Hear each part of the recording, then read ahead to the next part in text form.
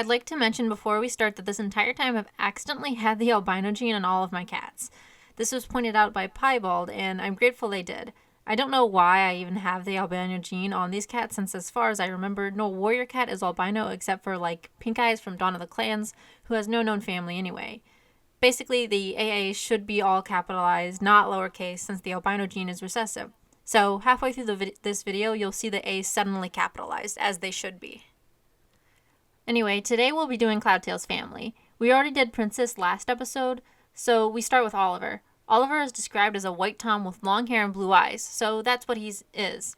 On the outside, anyway. For Oliver, I made him a dominant white. Dominant white means they are, well, white, obviously, and have either blue or orange eyes. Dominant white cats also have a higher chance of being deaf, with the blue-eyed ones having an even higher chance. But underneath his dominant white, he is masking high white spotting, black carrying brown, and color point. This means if he wasn't white, he would have been a black color point with white spotting.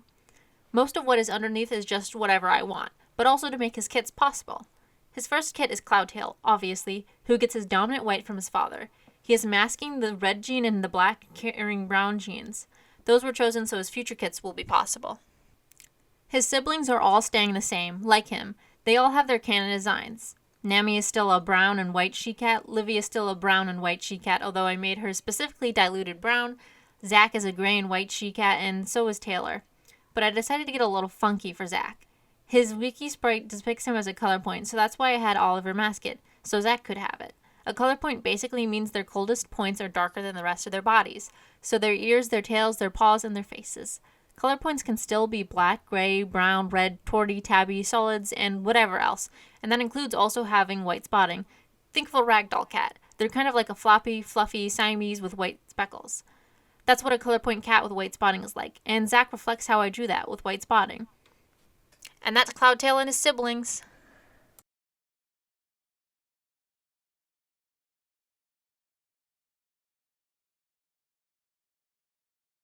Now we need to figure out Brightheart's lineage, starting with her great-grandparents. Stagleap and Harepounce are at the top of her family tree, so they retain their canon designs of a gray tabby tom and light brown solid she-cat.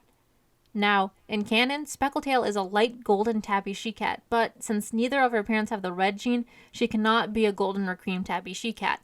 I went with the next closest option, a light brown tabby. She also has the silver gene I talked about last episode, that gives her a shinier color, so to speak. She gets the silver gene from her father, Stagleap. White Eye, also known as One Eye, is a pale gray she-cat in canon, and she keeps that design. So Speckletail is the only cat changing here, which, let me just say, drastically changes her kit's designs.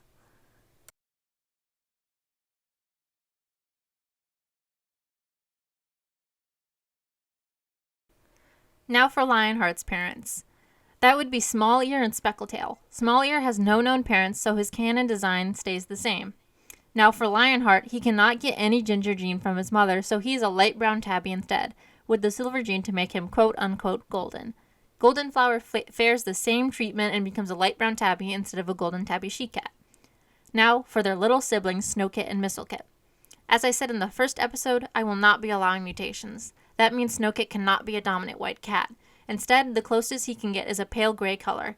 He can still be deaf though, so don't worry, that hawk will still kill him. His sister, Mistlekit, is described as a dark tabby, which leaves me a lot of room to work with, so I made it our dark gray tabby she-cat.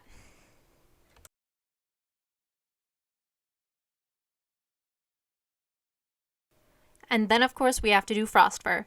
Frostfur's parents are Fuzzypelt and Robinwing, who will both have no known parents, so they keep their canon designs of being a black tom and a torty she-cat. Technically, a torty probably wouldn't have an only ginger a chest, but I'm gonna let it slide for a fun design.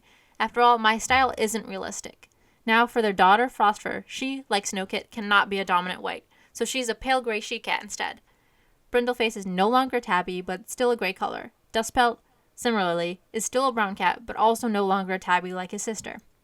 And for Ravenpaw, he is still a black tom, but he just doesn't have any white since he can't get it from his parents. Fuzzy and Robin also have been stated to have two other kits named Cherrypaw and Chestnutkit, but they have no given genders and also would genetically be possible anyway, probably. And also they don't matter and honestly would make more sense to be Robin and Patchpelt kits alongside Longtail anyway, but whatever. Moving on.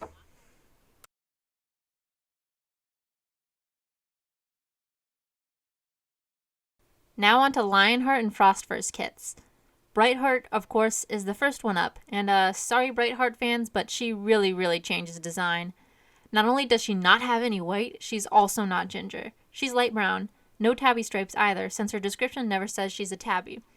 A very different Brightheart, but honestly, still kind of cute. Cinderpelt has the same design, and so does Thornclaw and Brackenfur. Of course, golden brown isn't technically a color, but I gave those brothers the silver gene from Lionheart to pretend it is a thing. I guess the only thing left to say of this family is that one of their kits probably should have been long-haired. It's not impossible that they're all short or medium-haired, but really 2 of them at least should have been long-haired. They're literally in Punnett Square formation. Also, yes, I forgot to give them both stripes, so I had to go back and do that.